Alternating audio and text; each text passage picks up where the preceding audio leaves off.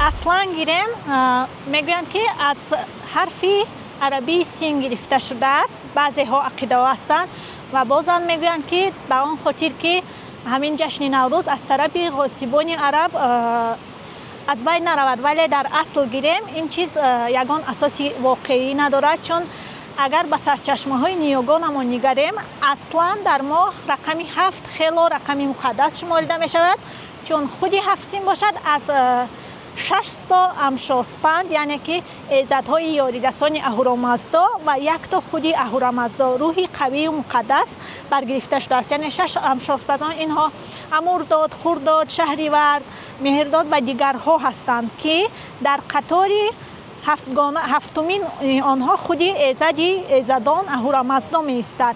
و سین همون کلمه سینی چینی یا خود همون طبقی هست که در آن انواع گوناگون خوراکه میگذاشتند.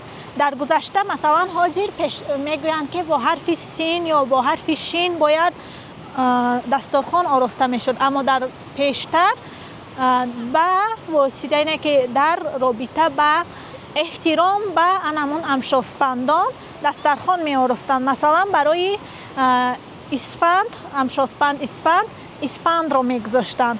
برای خورداد در طبق تنگه های نقرگی می گذاشتند.